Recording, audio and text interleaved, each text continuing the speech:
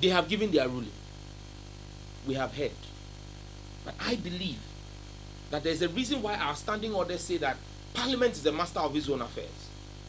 And that the procedure in Parliament resides in the bosom of Mr. Speaker. For me, I cannot for the life of me be part of what I would deem an illegality, which would be that the person presiding in the House will take part in a vote he's superintending over. And so I do not know what position my leadership will take or my party will take, but my principled position is one that states that anyone presiding, be it Mr. Speaker or any of his two deputies, has absolutely no business taking part in the vote on the floor of the House. And we will employ every legal means within the parliamentary procedure to ensure that this long time tested practice of Parliament, which is 30 years old this year, will be upheld. Until the Lord Justices decide to start expunging parts of the Constitution, like 104.5, for us to see that the application of the law is not skewed and imbalanced. I do not see why anyone who has a conflict of interest should be allowed to vote. Because 104.5 says you have a conflict, do not vote. Why did the Lord Justices go silent on the standing orders of Parliament that say that a chairman of a committee does not have a vote? A chairman of a committee in Parliament does not have an original vote. So why are they not saying that that is also a deprivation of his constituents? I mean, we pray the Lord Justices.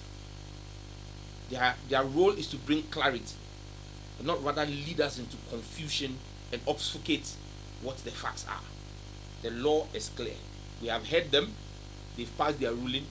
But Parliament, we are masters of our own procedure. We will carry out what we believe is right on the floor of the chamber. I'm suggesting that I will protect the independence of Parliament from any interference by any other arm of government. We have stood up to the executive.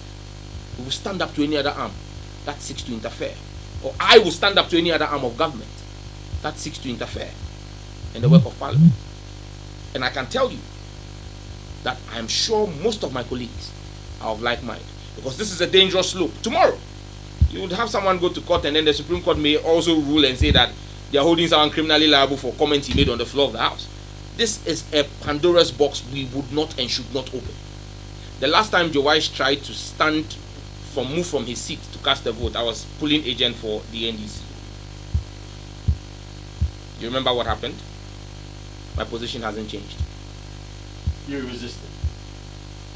Our anthem enjoins us to resist oppressors' rule. So when I do my work as a member of Parliament on the floor of the House, they should charge me for treason or contempt or whatever. They should come and charge me. I'm in the chamber. That's why I said to you that we must be careful the door we want to open. So right now, when I carry out my business on the floor, you want to subject me, acting in lawful capacity as a member of Parliament, not outside Parliament, on the floor of the House? You want to subject my actions to the whims and caprices of the judiciary? Let's be careful where we are going in this country.